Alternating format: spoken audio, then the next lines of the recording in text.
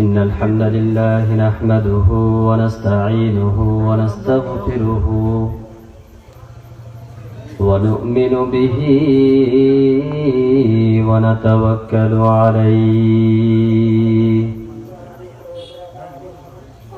ونعوذ بالله من شرور أنفسنا ومن سيئات أعمالنا من يهده الله فلا مضل له ومن يضلل فلا هادي له أي فلن تجد له وليا مرشدا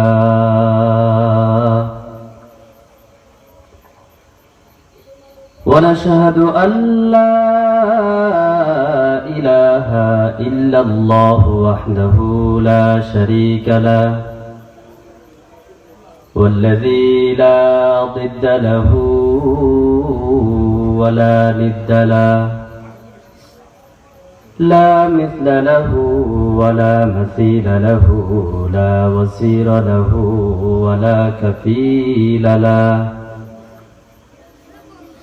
لا شبه له ولا شبيه له لا ولد له ولا والد له وهو الواحد الفرد الصمد لم يلد ولم يولد ولم يكن له كفوا أحد ونشهد أن سيدنا ونبينا وحبيبنا وبشيرنا ونذيرنا وطبيبنا وطبيب أرواحنا وحبيبنا وحبيب ربنا محمدا عبد الله ورسوله الذي أرسله بالحق بشيرا ونذيرا وداعيا إلى الله بإذنه وسراجا منيرا أما بعد فقد قال الله تعالى في كلامه المجيد وفي فرقانه الحميد شكل الزبان كل بري أعوذ بالله من الشيطان الرجيم بسم الله الرحمن الرحيم إن الصلاة تنهى عن الفحشاء والمنكر وقال النبي صلى الله عليه وسلم أول ما يحاسب به العبد يوم القيامة الصلاة أو كما قال النبي عليه الصلاة والسلام إن الله وملائكته يصلون على النبي يا أيها الذين آمنوا صلوا عليه وسلموا تسليما اللهم صل على مولانا محمد وعلى آل سيدنا مولانا মোহাব্বতে নবীর প্রেমে নবীর আশিক হয়ে মোহাব্বতে জোরে জোরে পড়ি আল্লাহুম্মা সাল্লি আলা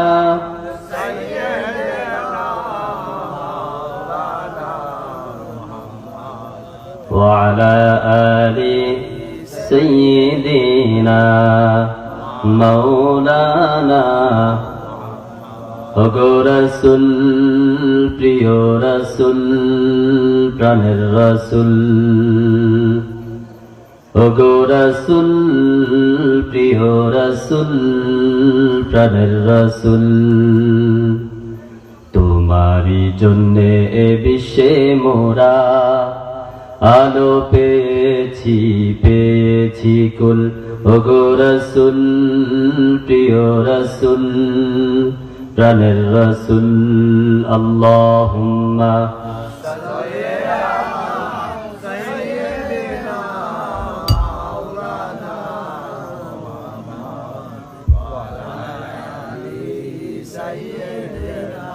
مولانا محمد لا إله إلا الله لا إله إلا الله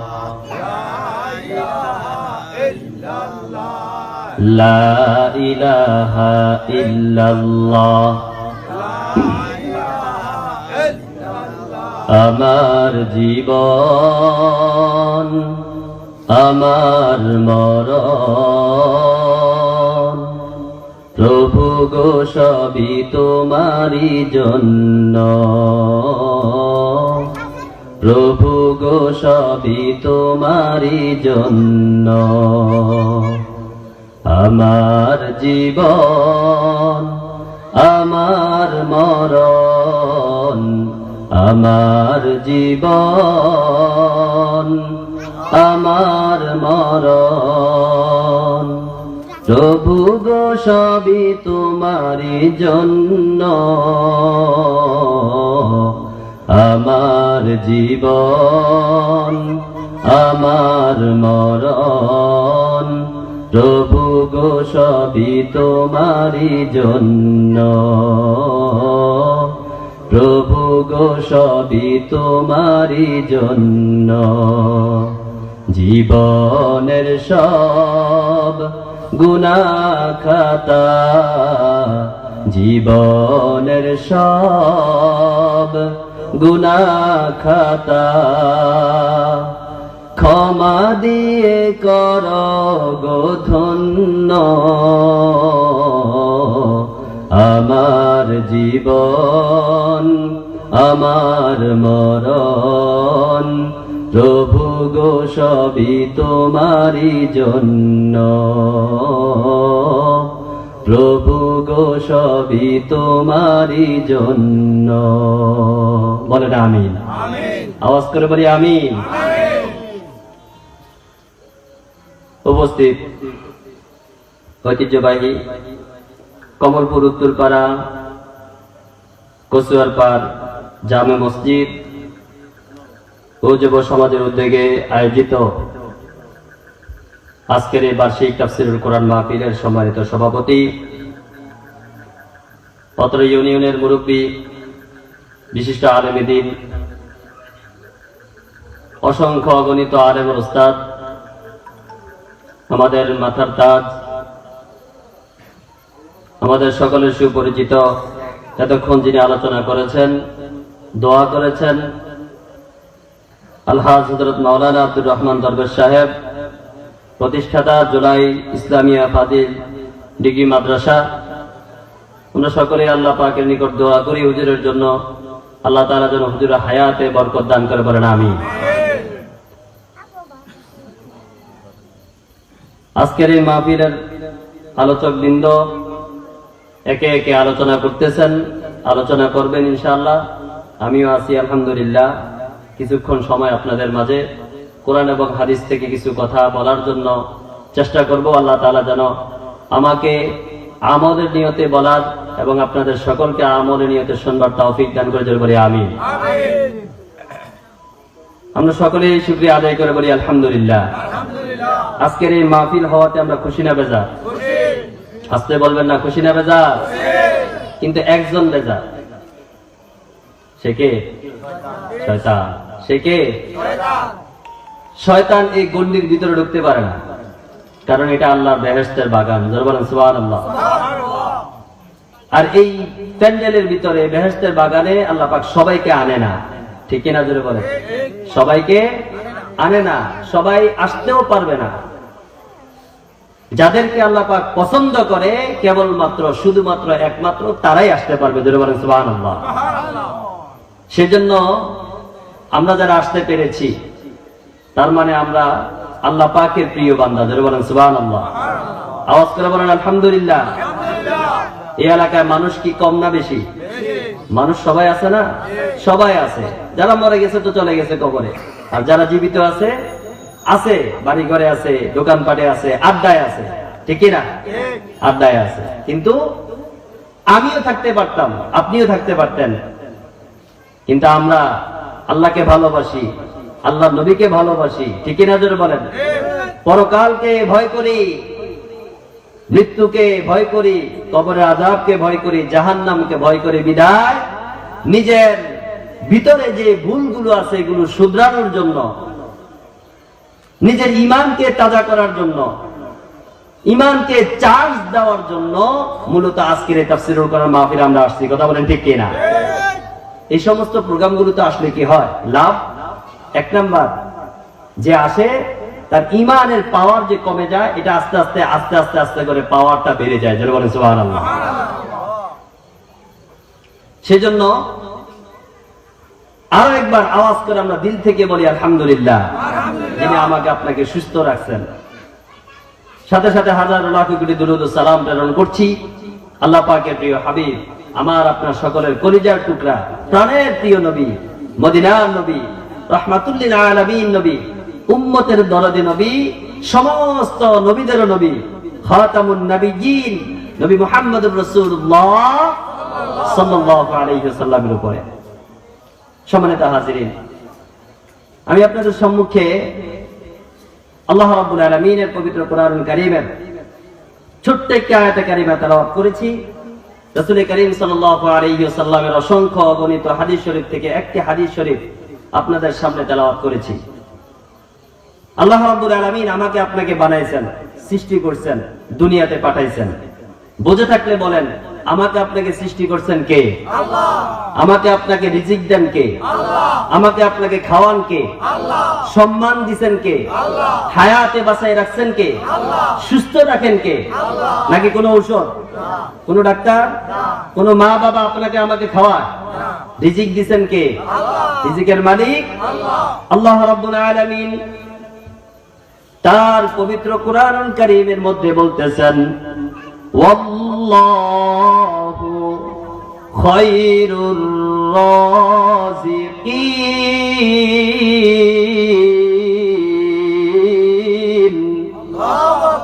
আওয়াজ করে বলতে আল্লাহু আকবার। আর একবার বলি আল্লাহু আকবার। আল্লাহ রাব্বুল আলামিন বলতেছেন, আমার প্রিয় বান্দারা, সব চাইতে উত্তম রিজিক দাতা দুনিয়ার মধ্যে কেউ নাই, আমি আল্লাহই হচ্ছে তোমাদের জন্য উত্তম রিজিক দাতা। ধরে বলেন সুবহানাল্লাহ। তাহলে আমাকে আপনাকে খাওয়ান কে? আল্লাহ। আল্লাহ পাকের দেওয়া হায়াত, আল্লাহ পাকের দেওয়া রিজিক, আল্লাহ পাকের দেওয়া সুস্থতা, আল্লাহ পাকের দেওয়া সব কিছু ভোগ করার পর যদি আমি আপনি আল্লাহর হুকুম থেকে দূরে থাকি, তাহলে এটা আমাদের কি আল্লাহর সাথে ভালো ব্যবহার করা নাকি গাদ্দারি করা? আওয়াজ করে বলতে হবে, ভালো ব্যবহার করা নাকি গাদ্দারি করা?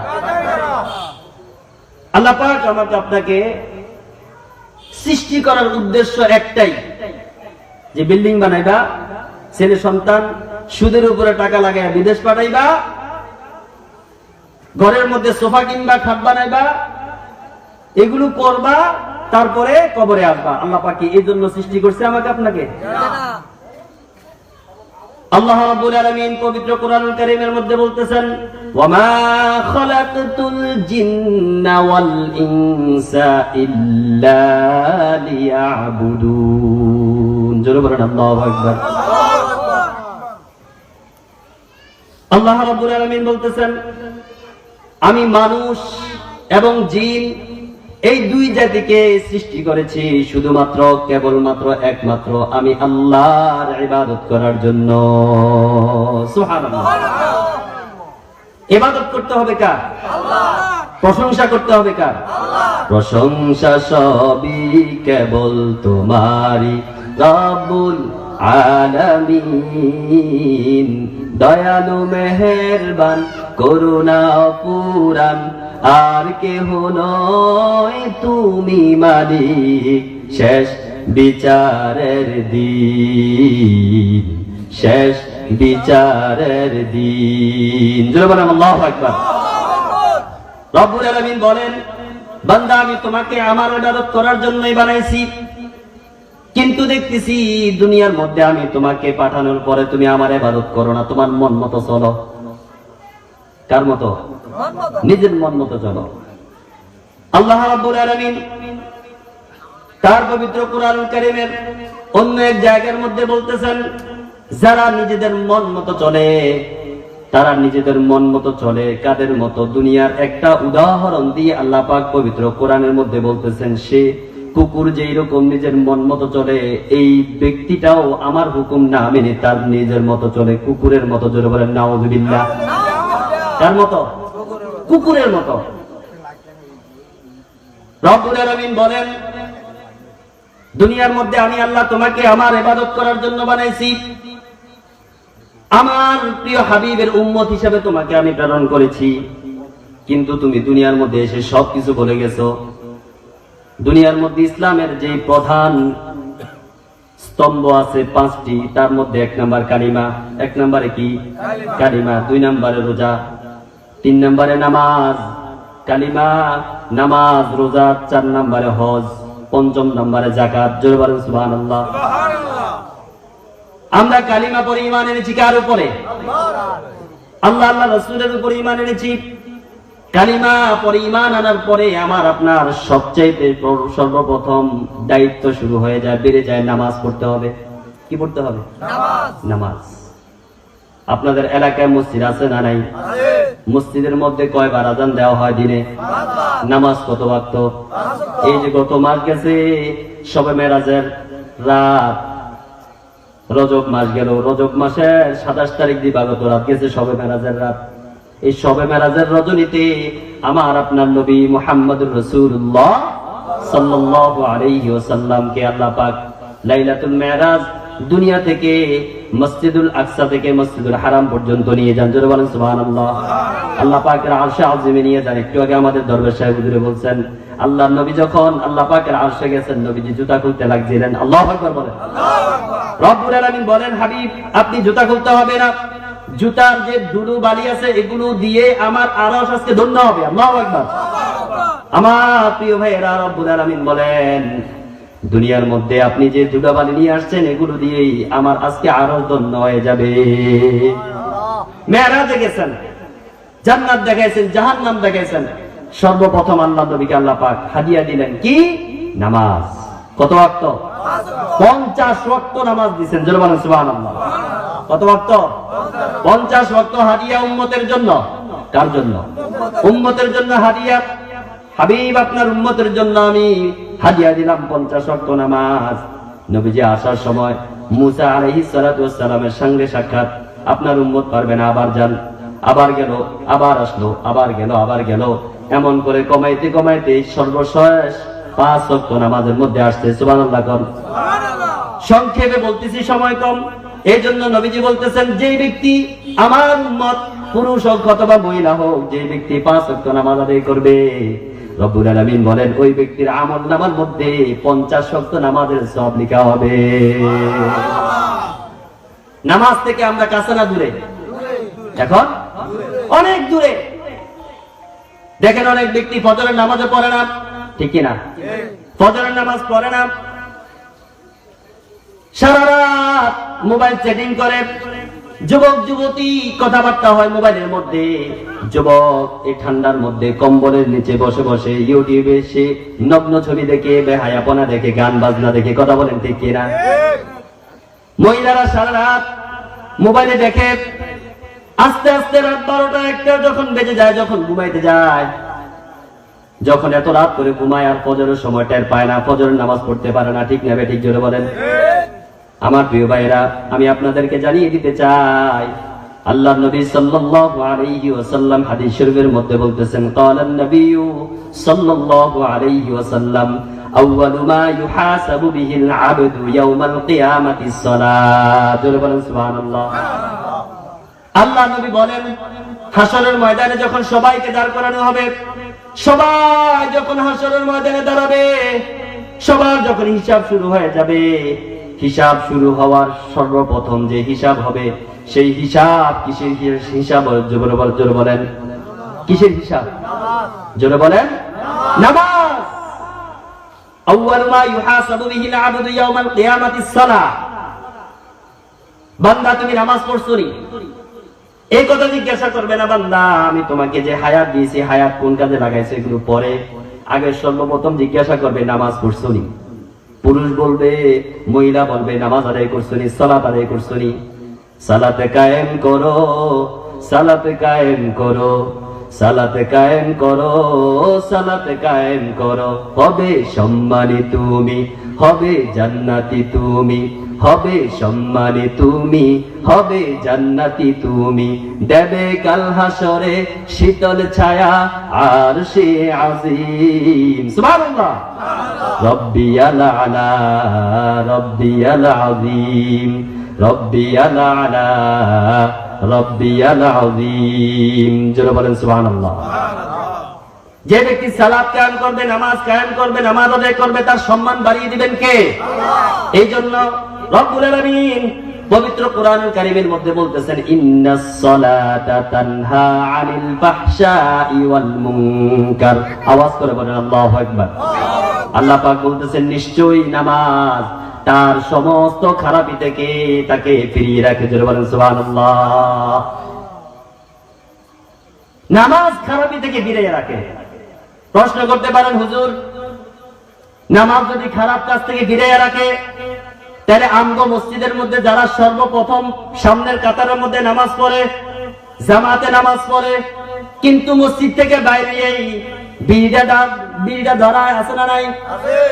মসজিদ থেকে বাইরে শুরু করে মিথ্যা কথা বলা, মসজিদ থেকে বাইরে শুরু করে সুদে লেনদেন করা আছে না নাই? মসজিদ থেকে বাইরে হয়ে শুরু করে গীবত আছে না নাই? মসজিদ থেকে বাইরে শুরু করে দোকানের মধ্যে ভাই অমুকে এটা করছে, অমুকে এটা করছে, বলে কি বলে না? অবশ্য আপনাদের কসুয়ার পারে নাই, আছে না নাই? অনেক মহিলা আছে দেখবেন নামাজও পড়ে, আবার একজনের কথা আরেকজনের কাছে কুটনামি করে লাগায়, আছে না নাই? তাইলে হুজুর আপনি যে বলতেছেন আল্লাহ কোরআনে বলছে নামাজ মানুষকে খারাপি থেকে বাঁচায়, তাইলে সে তো নামাজ পড়ে, নামাজও পড়ে আবার মিথ্যা কথাও কয়, নামাজও পড়ে আবার চুরিও করে, নামাজও পড়ে আবার ডাকাতিও করে, নামাজ পড়ে আবার সুদ খায়, নামাজ পড়ে আবার ঘুষ খায়, নামাজ পড়ে আবার গীবত করে, আছে না নাই? এরকম ভাবে মানুষের হক নষ্ট করে আবার নামাজও পড়ে, তাইলে তার নামাজ কেমনে তারে ফিরিয়ে রাখলো? তারে তো আর নামাজ ফিরিয়ে রাখে না। আমি বলি বন্ধু, একটু অপেক্ষা করে ধৈর্য ধরে শুনুন, যে নামাজের কথা আল্লাহ পাক কোরআনের মধ্যে বলছে, আর ওই ব্যক্তি যে নামাজ পড়ে, যে মিথ্যা কথা বলে, যে চুরি করে, যে গীবত করে, যে হিংসা করে, যে মানুষের আইল কাটে, সে আবার দোকানের মধ্যেও বসে বসে গীবত করে, ওই ব্যক্তির নামাজ আর আল্লাহর যে নামাজ, ওই নামাজের কোয়ালিটি এক না। কথা বলেন ঠিক কিনা? কোয়ালিটি এক না। সে কোয়ালিটি মেনটেন করে না, সে কোয়ালিটি মেনটেন করে না, সে কোয়ান্টিটি ফলো করে। বলে হুজুর এটা আবার কোনটা? হ্যাঁ বন্ধু, নামাজ পড়ে, বয়স একটু বেড়ে গেছে, সেই জন্য লোকে কি বলবে, সেই জন্য মসজিদে গিয়ে নামাজ পড়ে, নামাজ পড়ে। কেন নামাজ পড়ে? আপনি দেখবেন অনেকে নামাজ পড়ে আবার বলে আমি নামাজি, নামাজ পড়তে পড়তে কপালে দাগ পড়াইয়া ফেলছি। কেন নামাজ পড়ে? এক নম্বরে শুধুমাত্র কেবলমাত্র মানুষ দেখানোর জন্য, ঠিক কিনা? অনেক হাজি সাহেব এমন আছে হজ করে, বছরে হজ করছে, অনেক কষ্ট করে টাকা পয়সা জোগাইয়া হজ করছে, বড় হজ। অথবা কেউ উমরা হজ আদায় করে, উমরা হজ আদায় করার পরে বলে আমি তো অমুক জায়গায় গেছি, মক্কা দেখছি, মদিনা দেখছি, সবকিছু দেখছি, সবকিছু ঠিক আছে। কিন্তু মানুষ যখন ওনাকে কোথাও দাওয়াত দেয়, উনি সর্বপ্রথম বলে আমার নামের আগে লেখো আলহাজ আব্দুর রহিম। বলে কি বলে না? যে না মাত্র পোস্টারের মধ্যে আলহাজ নাম নাই, সেটা যা এই বেটা আমার নাম লেখছস কই? এই যে লেখছি আপনার নাম, নাম তো লেখছস আলহাজ লেখনি কেন? ঠিক না বেটি? বলে কি বলে না? আপনি যে আলহাজ দেখার জন্য এত কড়াকড়ি ভাবে বলতেছেন, তার মানে আপনি হজ করছেন মানুষ দেখানোর জন্য, ঠিক কিনা? আমার প্রিয় বন্ধু, এই সমস্ত অনেক নামাজি আছে মানুষ দেখানোর জন্য, লোক দেখানোর জন্য, এদের নামাজ আল্লাহ কবুল করে না। কথা বলেন ঠিক কিনা? সহজ কথায় আসি, যারা নামাজ পড়বে না, নামাজ আদায় করবে না, আল্লাহ রাব্বুল আলামিন বলতেছেন তাদেরকে হাসরের ময়দানে জাহান্নামের মধ্যে নিক্ষেপ করা হবে। যারা বলেন নাউযুবিল্লাহ। কোথায় নিক্ষেপ করবে? জাহান্নামের আগুন মাবুদ সইতে পারবো না, দুনিয়াতে নৌকা দাইয়া আখেরে কাদাইও না। জাহান্নামের আযাব কেউ সহ্য করতে পারবে না। কথা বলেন ঠিক কিনা? জাহান্নামের এমন আযাব, এমন ভয়ঙ্কর আযাব, বেনামাজির জন্য তো এটা আরো ভয়ঙ্কর। এজন্য যারা জাহান্নামে থাকবে তাদেরকে জান্নাতীরা প্রশ্ন করবে মা সালাকাকুম ফি সাকার। আওয়াজ করে বলেন আল্লাহু আকবার। তারা জিজ্ঞাসা করবে কোন জিনিস তোমাদেরকে জাহান্নামের মধ্যে নিয়ে আসলো? ওই ব্যক্তি জবাব দিবে, জাহান্নাম থেকে জবাব দিবে, ক্বালু লাম নাকু মিনাল মুসাল্লিন।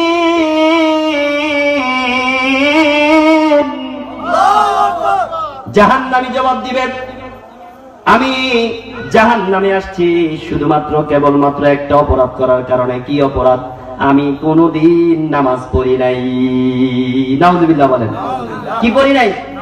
সবাই বলতে হবে কি পড়ি নাই? নামাজ পড়ি নাই। হেরায় হেরায় সময় কেটে ফেলেছি, সময় নষ্ট করে ফেলেছি, নামাজ পড়ি নাই। মহিলারা বলবে ফজর নামাজ পড়তে পারো নাই কেন? সংসারের কারণে, চাপের কারণে রাত্রে ঘুমাইছি দেরিতে, সেই জন্য উঠতে পারি নাই, ফজরের নামাজ পড়তে পারি নাই। জোহরের নামাজ পড়ো নাই কেন? সে বলবে সংসারের ভাত রান্না করছি, তরকারি রান্না করছি, করতে গেছি, উড়ান ঝাড়ু দিছি, ডেকছি, মাখছি, এই সমস্ত কাজকর্ম করতে করতে জোহরের নামাজের সময় শেষ। আবার আসরের নামাজ পড়ো নাই কেন? আসরের নামাজের সময় আমার অনেক ব্যস্ত থাকে, একটু বিশ্রাম নিতে হয়, অনেক টিভি দেখতে হয়, অনেক বন্ধু বান্ধবীদের সাথে আড্ডা দিতে হয়, সেই জন্য আসর নামাজ পড়তে পারি না। মাগরিব কেন পড়ো নাই? অনেক মহিলা বলতে দেখবেন মাগরিবের নামাজের সময় হাঁস মুরগি ঘরের মধ্যে দিতে হয়, গরু ছাগল বাঁধতে হয়, অনেক কিছু করতে হয়, সেই জন্য মাগরিবের নামাজ পড়তে পারি নাই। এশার নামাজ পড়ো নাই কেন? সে বলবে এশার নামাজের সময় শরীর ক্লান্ত হয়ে যায়, শরীরের মধ্যে শক্তি পাই না, এনার্জি পাই না, সেই জন্য এশার নামাজ পড়তে পারি না। ঠিক কিনা জোরে বলেন? পুরুষকে যদি বলেন পুরুষ তুমি ফজর নামাজ পড়ো না কেন? সে বলবে ফজরের নামাজের সময় উঠতে পারি না। কিন্তু আল্লাহ রাব্বুল আলামিন ফজরের নামাজের সময় এমন একটা গুরুত্বপূর্ণ একটা নামাজ দিয়েছেন, ফজরের ওয়াক্ত। শুধু আল্লাহ পাক মসজিদের মধ্যে মুয়াজ্জিন শুধু মসজিদ থেকে ফজরের ওয়াক্তের সময় আযান দেয় না, ডাকে না, স্বয়ং আল্লাহ পাক আরশ আজিম থেকে আমাকে আপনাকে ডাকে। জোরে বলেন সুবহানাল্লাহ। শুধু তাই নয়, রব্বুল আলামিন বলেন আমার যত ফেরেশতা আছে সমস্ত ফেরেশতাদেরকে বলে তোমরা ডাকো। সুবহানাল্লাহ। শুধু ফেরেশতা না, আল্লাহ রাব্বুল আলামিনের সৃষ্টি আমার আপনার যে লালিত পালিত যে মোরগ আছে, মোরগ সকালবেলা ডাকে কি ডাকে না? ফজরের ওয়াক্ত ডাকে কি ডাকে না? এই মোরগকে আল্লাহ পাক বলছে তুইও ডাক। আল্লাহু আকবার। তুইও ডাক। আবার বলবেন আল্লাহ পাক দুনিয়ার মধ্যে যত পশু, যত পাখি সৃষ্টি করেছেন, যত পাখি আছে দেখবেন সকালবেলা সমস্ত পাখি গুলো উঠে কিচিরমিচির শুরু করে। ঠিক কিনা? আপনাকে আমাকে আল্লাহ পাক ডাকে, ফেরেশতারা ডাকে, মোরগ ডাকে, পাখি ডাকে, তারপরে আপনার ঘুম ভাঙে না। ফজরের নামাজ যে ব্যক্তি পড়ে না, আল্লাহর নবী বলতেছে রব্বুল আলামিন বলতেছেন ফজরের নামাজ ওই ব্যক্তি পড়ে না যে ব্যক্তি মুনাফিক। এক নাম্বার মুনাফিক ফজর নামাজ পড়তে পারে না। কিসের নামাজ? ফজর নামাজ পড়তে পারে না। মুনাফিক ফজর নামাজ পড়তে পারে না, মুনাফিক এশার নামাজ পড়তে পারে না। কারণ ফজর নামাজ যারা পড়ে তাদের মুনাফিকের খাতা থেকে তাদের নাম কেটে ফেলা দেওয়া হয়। জোরে বলেন সুবহানাল্লাহ। আর যে ব্যক্তি এশার নামাজ পড়ে জামাতে, সারা রাতের মধ্যে অর্ধেক রজনীতে অর্ধেক রাত্রে দাঁড়িয়ে দাঁড়িয়ে নফল ইবাদত করলে, আল্লাহর বন্দেগী করলে যে সওয়াব, সেই সওয়াব তার আমলনামার মধ্যে লিখে দেয়। আবার যদি সেই ফজরের নামাজের সময় ফজরের নামাজ পড়ে, আল্লাহ পাক বাকি আরো অর্ধেক রাত্রের ইবাদত তার আমলনামার মধ্যে লিখে দেয়। জোরে বলেন সুবহানাল্লাহ। একটু জিকির করেন লা ইলাহা ইল্লাল্লাহ। জোরে লা ইলাহা ইল্লাল্লাহ, লা ইলাহা ইল্লাল্লাহ, লা ইলাহা ইল্লাল্লাহ মুহাম্মাদুর রাসূলুল্লাহ সাল্লাল্লাহু আলাইহি ওয়াসাল্লাম। প্রিয় হাজিরিন, এখন এশার ওয়াক্ত চলতেছে। কোন ওয়াক্ত? এশা। আমরা এশার নামাজ পড়বো তো ইনশাআল্লাহ? সবাই বলতে হবে ইনশাআল্লাহ। আমি বলি, আজকে যে মাহফিলের মধ্যে তাফসীরুল কোরআন মাহফিলের মধ্যে বসছি, এইরকম আগামী দিন কি এখানে থাকবে?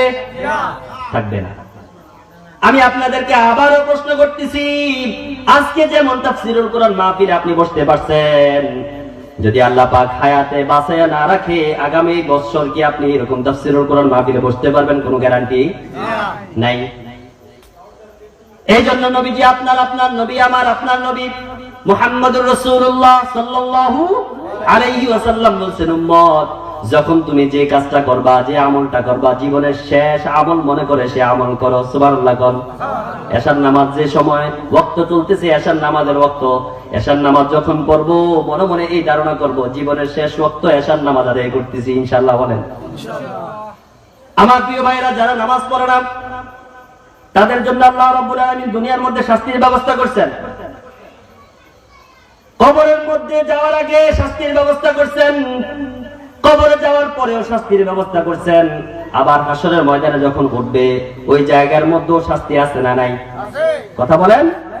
আল্লাহ রাব্বুল আলামিন যারা বেনামাজি তাদেরকে দুনিয়ার মধ্যে 5টা শাস্তি দিবেন। বেনামাজিদেরকে দুনিয়াতে শাস্তি দিবেন কয়টা? যারা নামাজ পড়ে না তাদের দিকে খেয়াল করে দেখেন। 1 নাম্বার, যে নামাজ পড়ে না, ফজর পড়ে না, যোহর পড়ে না, আসর পড়ে না, মাগরিব পড়ে না, এশা পড়ে না, আছে না নাই? ওই ডাকাত, এত বড় ডাকাত, এত বড় নাফরমান, তার কলিজাটা পর্যন্ত একবারও কাঁপে না যখন মসজিদে আযান দেয়। মসজিদ দিয়ে আস্তে করে হেঁটে চলে যায়, মসজিদের দিকে আসে না। কথা বলেন, এমন ডাকাত আছে না নাই? অবশ্যই আপনাদের এলাকায় নাই। আমি আপনাদেরকে হাত জোর করে বলবো, আপনি দোকানদারি করেন কোনো অসুবিধা নাই, দোকানে গল্প করবেন কোনো অসুবিধা নাই।